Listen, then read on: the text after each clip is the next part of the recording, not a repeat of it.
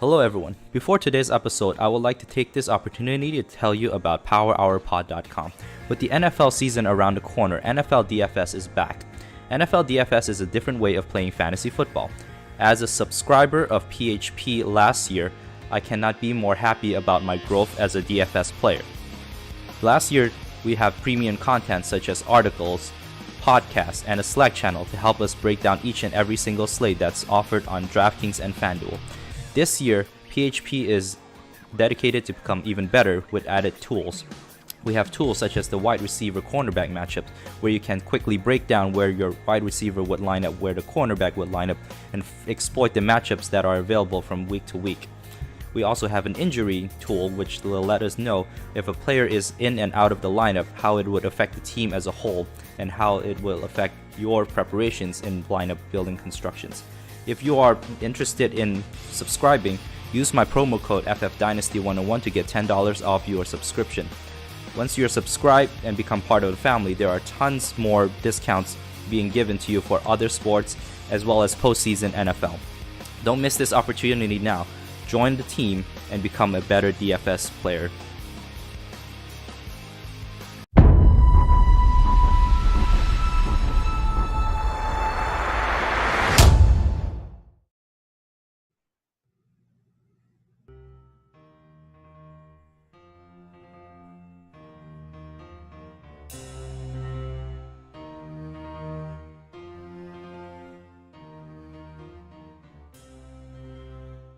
New episode. My name is Chris Chung, Primetime on Twitter. Welcome back, DFSers. We are back with a new episode for League of Legends. Today I am joined by Steven, or at Bengals IW. Is that your Twitter handle? Yes, it is. Hi, Steven. Well, welcome to today's show. We are excited. We are in the midst of Worlds. We just wrapped up a crazy 4 days of play-in stage. These are the bottom of the teams, but they're hoping to get a chance into the World's main stage. Tell us a little bit about yourself, Steven, before we jump into the League of Legends world and talking a little bit about DFS. Tell our viewers who you are, how you got involved, what do you hope to do going forward. Yeah, so I started off by playing League of Legends in 2016. My friend who played got me into it, and he also was already playing League of Legends DFS, so he showed me that as well. And we like got together, watched a lot of the games, and he really got me a good foundation for it. And ever since then, I've just been doing my own research. I mean, I still talk to it's like me and my two friends pretty much share all of our information, so definitely have like a good base and understanding of it. Awesome, awesome.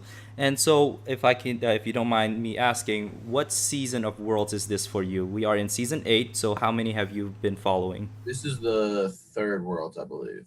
Awesome. What is your favorite memory from the previous ones that you get to watch?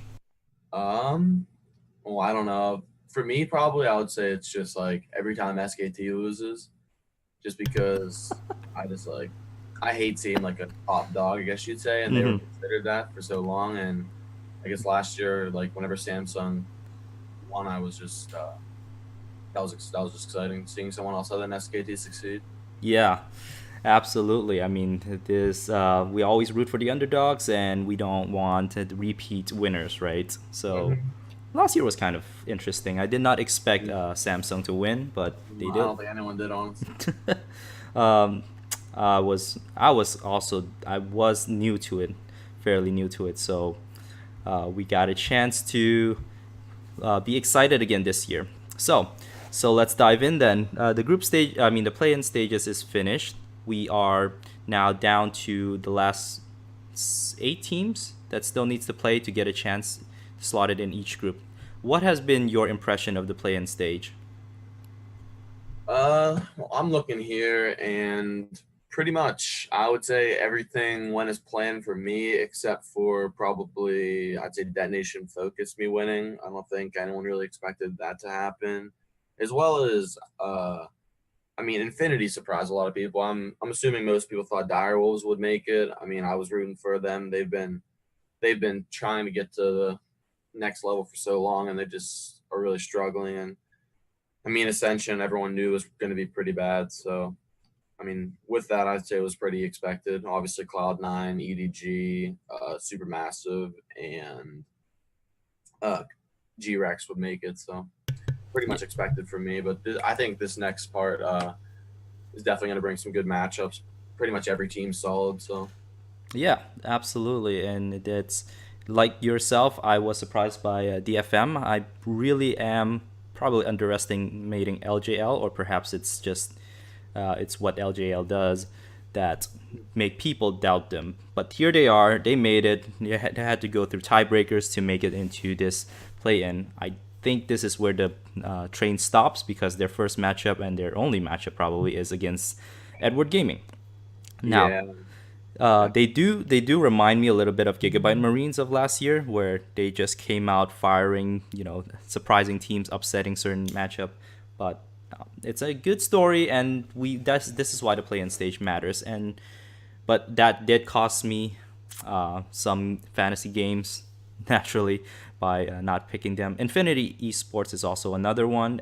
They did as expected in the first days, noting that they were coming in late without their work visas, not having enough scrim time. But then the second day, or the second time that they play, really just massively overpowered their opponents, which I did not expect. And here we are. They beat EDG of all teams. Yeah, I mean, definitely watching those games, it was insane to me how Infinity really adjusted on day two that they played, considering their first two performances. I mean, they just looked terrible, possibly worse than Ascension. And then they came out of nowhere. They won the first team fight against EDG, took the Baron, and then went right down mid, forced another team fight, and won the game. So it was just their confidence is definitely one of the highest I've seen so far at Worlds, honestly. Yeah. So it'll be exciting to watch to see if they have a chance. And I do think they have a chance, not because I don't think G2 is any good. G2 actually made a surprisingly more sound plays in their second day of Yeah, they, playing, for sure. but I give Infinity a chance here. So with that said, let's head into this weekend. We have two slates up. The first slate will be played at C9 against Gambit, Gambit Esports, and then we have Edward Gaming against surprising that Nation Focus Me. And in DFS, what we want is to figure out the winners. These are best of five, so there is different ways of constructing your roster. There is definitely a way to play around with, despite knowing who the stronger teams are. But let's hear it from you. What is your thought on this first set of games, and is there upset potential? Do you see any sneaky plays that we're not thinking about? Yeah, when I was looking at the slate, I actually already created my lineup for I'm only playing one lineup. I usually only play one lineup for slates. I'm gonna be playing the $300 GPP for the slate. So, uh, my idea was I looked at both games. That's the fives. So, I personally don't think either Nation Focus Me or Gambit has any shot at winning the series. So I basically narrowed it down to who I thought would win more games or be more like have more team fights, I guess you'd say, fighting, which obviously gives you points. So I actually went with more Cloud9 than EDG because when I looked at it, the EDG games had more kills, but the Cloud9 games had more team fighting. So like every player got points on their team. So Mm-hmm. I went. Well, I'm going to be going with more Cloud9 players just because like most of their players have around the same points. And with EDG, I feel like it's more of a GPP option because uh, you don't know if like Scout or iBoy or like Ray's going to pop off like he did on the Fiora that game. So it just really depends. Absolutely, that makes good sense. And good luck to you on the 300. I'm not going to be able to play it. My bankroll's not there yet. But as a player who focuses more on the cash process, it seems to line up a bit. It's a matter of one-offs or maybe like a different construction that will help you win. The Absolutely. the position, yeah. Go ahead. Another thing I thought was just I think more people will be on the like more EDG, I guess, because the way my lineup was, there's quite a bit of salary left over. Mm-hmm. So I would assume more people would like EDG because they come from the LPL, which is considered the bloody region, and also they're Fight playing That Nation aggression. Focus Me, who has been playing pretty bloody as well. But I really think Cloud9, they know how they're going to win. They're always going to get you that consistent 10 to 15 kills a game, which I mean, I'll take that every day. And then I could definitely see That Nation Focus Me taking maybe one game off of EDG, but I definitely think that both series will probably be 3-0s. Yeah, and that makes a big difference in the way that you set up your team. And if you think the team that will sweep, you'll get those bonus points, and you have to be very strategic about which position, because certain positions benefit more from longer games, and while other positions benefit more from the games not played bonus. So those are some sharp things for you guys to figure out how to construct your roster. It'll be hard, definitely, with C9 and EDG being both the favorite, even in their salary. So you'll less likely be able to fit all of them in without trying Yeah, to make I had to punt. sacrifices. I had to punt one player, Hmm. which You can keep it down to down low, and we don't want to give out secrets yet. yeah.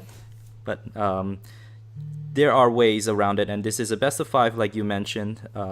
What I would like for you to kind of tell us in general concept, what do you do? How do you prepare differently for a best of five versus a best of one? Well, honestly, for me so far, what I looked at the team's performances on day one versus day two. I personally, just for this slate in general, Cloud9, on their first day, they played relatively well, I thought, but they made a lot of smaller mistakes, which, I mean, a team that would be better could capitalize on those, but as they were playing lower competition, they did not. And the second day, they looked like a unit. I mean, there was just little to no flaws going on in their game. So that definitely gave me confidence that they should be moving on, and I'll be definitely be seeing them hopefully later in Worlds. And then they're playing Gambit. Gambit also definitely looked better on day two, I thought, but I mean, it was more of them playing. I felt like a lower opponent than them playing better, I guess. Because if you look at Gambit, they played. Hold on. They played the G-Rex, which I mean, G-Rex, we'll talk about that in a little bit, but they looked like possibly the best team in the play-ins for sure. And then they also played the Chaos Latin Gamers, who showed little to no fight at all. So, I mean, them, I mean, I would expect them to beat KLG every time. So that to me didn't prove anything, but it definitely showed that those games were clean. So they're definitely not a team to underestimate. And Uh, then yeah, yeah. Go ahead.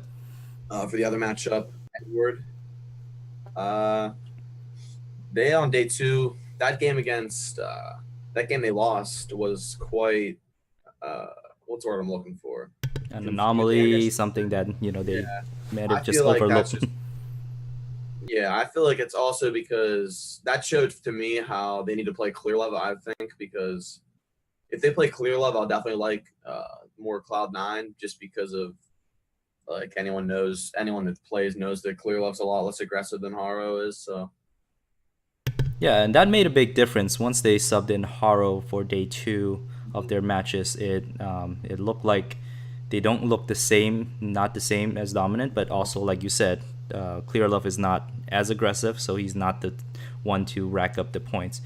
That's mhm. another thing that we have to be careful about, because both teams have substitution junglers and they might employ them, and you do not want any of your players to not play a game or to not be part of any game.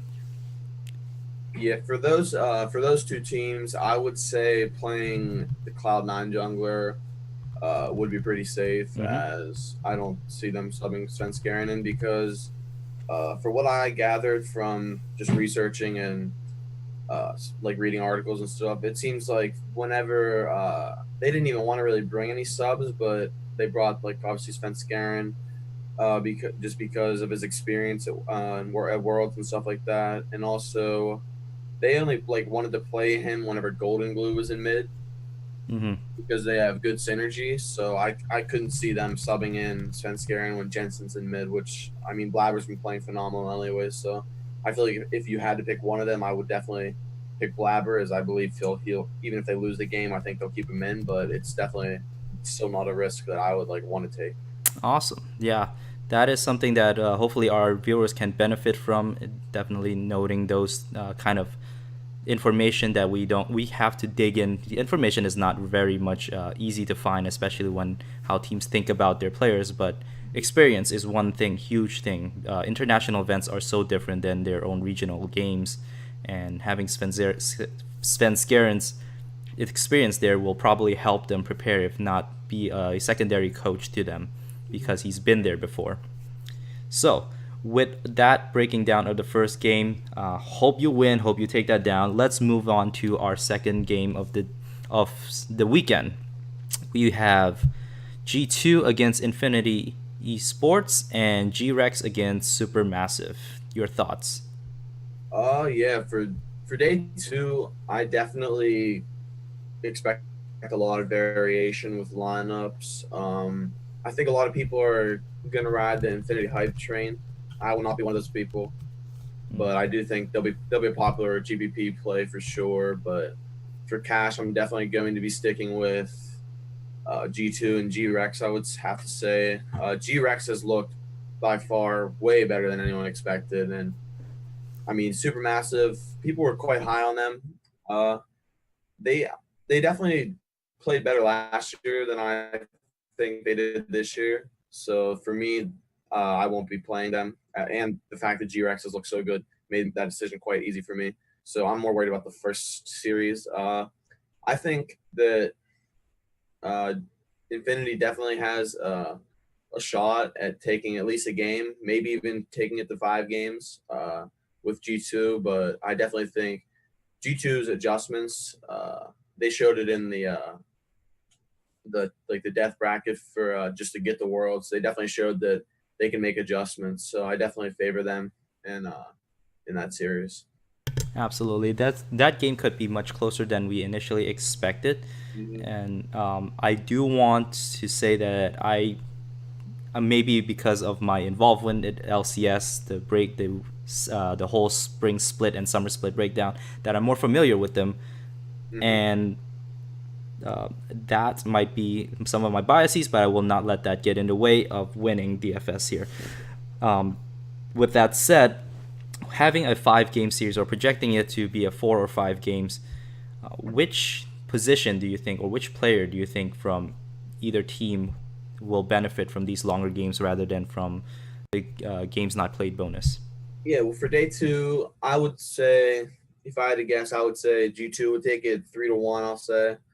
I definitely would like to have. Uh, for depends based on what team. If I the position that I worry about the most would be the top laner usually, as some teams just leave them on an island and don't really do anything with them.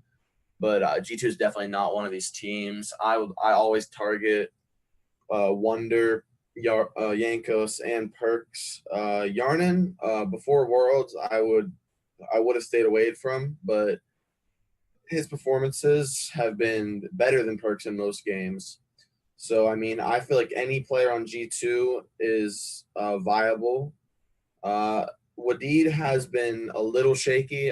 His points, even in their wins, have not been as high as usual. So I'm definitely looking forward to him getting back on track, hopefully. But I feel like any of these players are viable, honestly, because the G2 players, there's no anomalies usually, unless Perks has a pop off game. So I definitely think all their players are viable. Awesome. And there'll be a creative construction with For sure. mixing the G2 with G-Rex.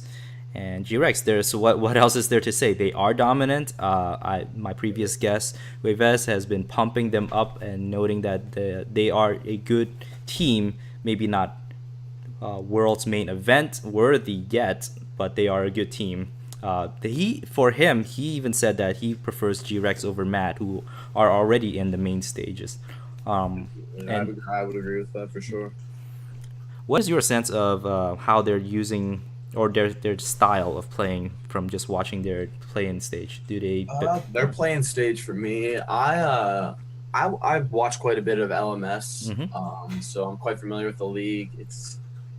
basically for years it's been Flash Wolves and everyone else, Yep. and I think G-Rex coming out here and showing out really shows how the region's more than Flash Wolves, and their style of play has been quite different than the norm in that league, as the LMS is somewhat considered like a sister of the LCK. It's often pretty slow games with not a lot of action, but G-Rex's came out.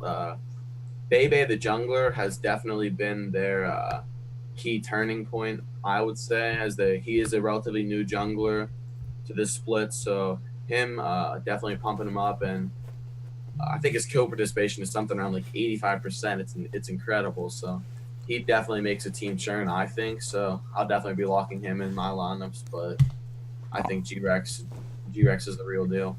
Awesome. Awesome. And I am looking forward to that game as well. And the stack that I'm thinking for cash is easily, I'm just trying to focus on the mid and carry the ADC carry of G-Rex and then build from there.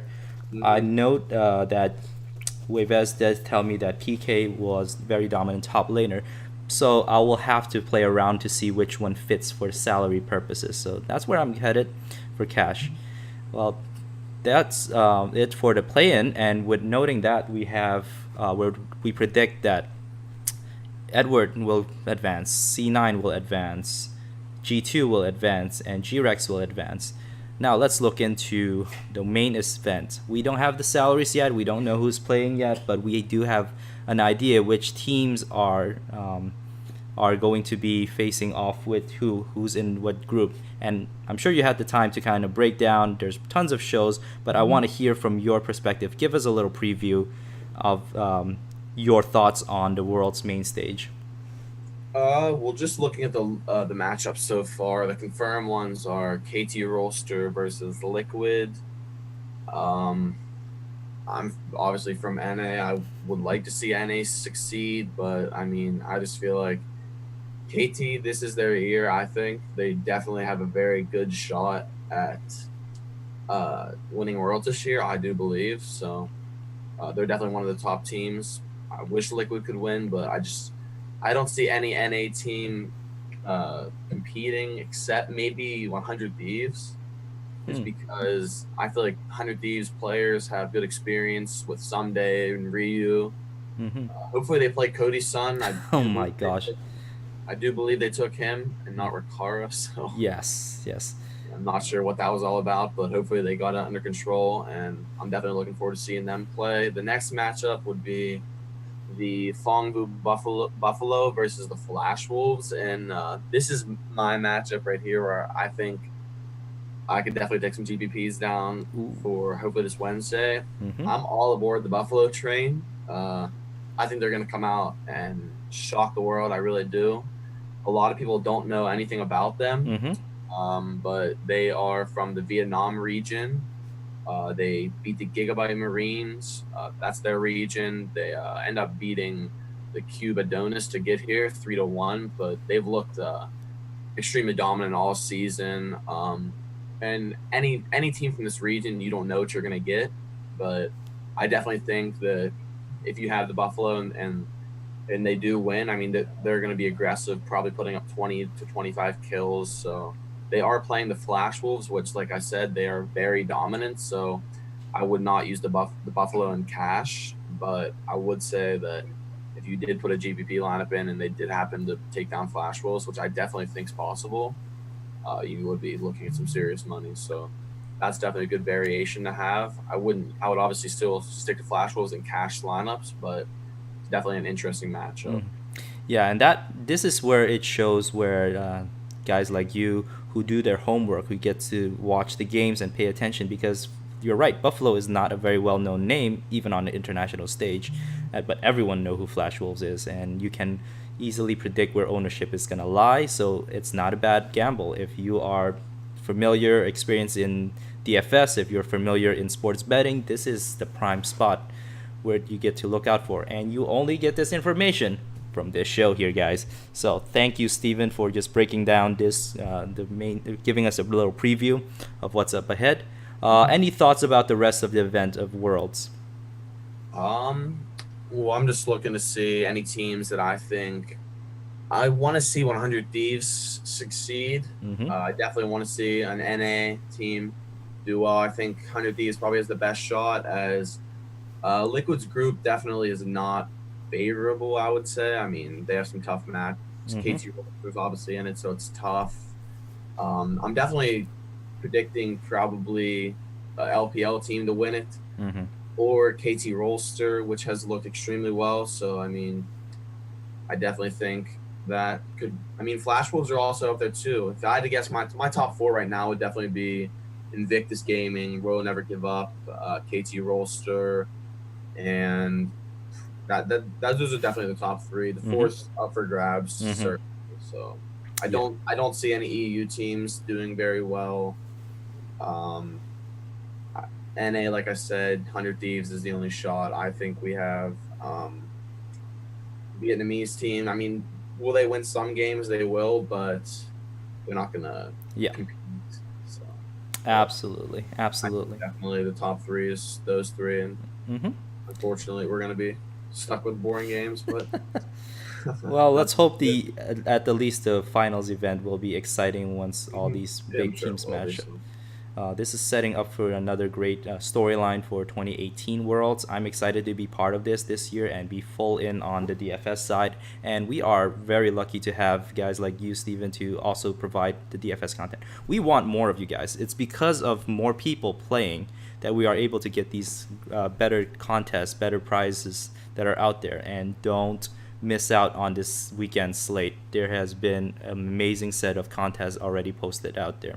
So with that said, Steven, why don't you let people know where they can find you, where they can find your work, and what do you have upcoming for us so that they can just read in and dive into your process? Yeah, I certainly have the time to write. I'm gonna be trying to write a couple articles for Worlds. My DMs are always open if anyone has any questions at Bengals IW on Twitter. So I mean, I'm always open. I'm gonna be hopefully publishing some articles, but just I want to make sure people are gonna read them before I write them, which makes sense. So, Mm-hmm. but I think definitely once I get a small following, I'll be able to write articles pretty much every slate for the most part. I Mm-hmm. mean, I play every slate, so I have time to do the research and can definitely give a leg up to all the viewers for sure. So Yeah. definitely, if you have any questions, I mean, I'm always willing to answer and help anybody. So yeah, just hit me up, give me a follow on Twitter, and I'll be tweeting my articles on there. So Yeah. Guys, take advantage of this opportunity. Steven, before he gets becomes big and you'll see him working for DraftKings, appearing with next to Adam Levitan talking about League of Legends.